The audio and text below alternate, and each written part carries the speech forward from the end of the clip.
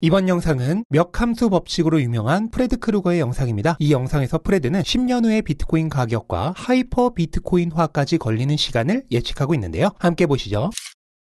먼저 유동성에 대해 살펴보겠습니다. 저는 비트코인의 가격을 가장 많이 움직이는 요소가 유동성이라고 생각하는데요. 크게 보면 유동성은 화폐 공급량인 M2라고 할 수 있고, 특히 미국의 M2가 그 기준이 될 수 있습니다. 연구에 따르면 비트코인은 유동성에 극도로 민감하게 반응합니다. 유동성이 10% 증가할 때 금은 10% 상승하지만 비트코인은 무려 40% 상승합니다. 2022년에서 2024년까지 유동성이 10% 감소했을 때 비트코인 가격은 크게 하락했는데요. 반감기보다는 유동성, 즉 연준의 금리 정책에 더 큰 영향을 받은 것으로 보입니다. 화폐 공급을 살펴보면 현재 화폐 발행량이 많아 부채를 재융자하고 있는데요. 부채가 너무 커져서 모든 사이클이 부채 재융자를 중심으로 돌아가고 있습니다. 부채 재융자는 부채의 평균 만기가 약 5년이기 때문에 부채를 다시 갚기 위한 5년 주기로 측정이 됩니다. 연준은 채권 시장을 원활히 운영하려 하고 미국 정부가 채권 시장에 자금을 조달할 수 있도록 하는데요. 현재 연준은 화폐를 발행하고 있는 단계이며 비트코인의 가격은 연준이 확장시키는 유동성의 4배가량 상승할 것입니다. 이제 몇 함수 법칙을 살펴보겠습니다. 몇 함수 법칙은 채택과 관련이 있는데요. 비트코인은 현재 전 세계적으로 약 1%의 채택률을 보이고 있습니다. 이 1%는 지난 15년 동안 꾸준히 증가해 왔고요. 몇 함수 법칙에 따르면 채택률은 시간이 지남에 따라 약 5.7배씩 증가하고 있습니다. 화폐 공급량은 연간 10%씩 증가하고 있고 비트코인은 연간 약 45%씩 상승하고 있습니다. 즉 화폐 공급량보다 약 4배가량 빠르게 성장하고 있는 건데요. 비트코인이 이렇게 성장하는 이유는 한정된 자원인 비트코인에 대한 채택이 증가하고 있기 때문입니다. 채택이 증가하면서 비트코인은 더 유용해지고 더 많은 사람들이 참여하게 되어 비트코인의 가격이 엄청나게 빠르게 상승할 수 있는 것입니다. 현재는 높은 성장률뿐만 아니라 높은 변동성도 보이고 있는데요. 이 변동성은 점차 완화되고 있습니다. 반감기를 생각해보면 첫 번째와 두 번째의 반감기는 매우 중요한 역할을 했습니다. 특히 첫 번째 반감기인 2013년 반감기는 공급량에 있어 엄청난 차이를 만들어냈죠. 하지만 현재는 반감기의 효과가 줄어들고 있습니다. 이미 비트코인의 95%가 채굴되었으며 비트코인 하루 채굴량이 450개에서 225개로 줄어든다고 해서 예전과 같은 큰 차이를 만들지는 못할 것입니다. 따라서 공급 충격은 줄어들겠죠. 하지만 유동성 충격은 전 세계적으로 발생할 수 있습니다. 항상 그랬듯이 5년 정도의 유동성 사이클을 계속 겪게 될 가능성이 높습니다. 그리고 채택에서도 몇 함수 법칙이 작용하고 있죠. 이 모든 요소를 종합하면 대략 10년 후 비트코인의 가격이 100만 달러에 이를 것이라 예측합니다. 물론 300만 달러가 될 수도 있고 50만 달러가 될 수도 있지만 10만 달러나 1000만 달러가 될 가능성은 매우 낮습니다. 또한 현재는 S커브 형태로 발전할 가능성이 높은 채택의 초기 단계에 있으며 비트코인의 가격이 대폭발하는 하이퍼 비트코인화가 진행되기까지 약 20년 정도 걸릴 것이라 예상됩니다.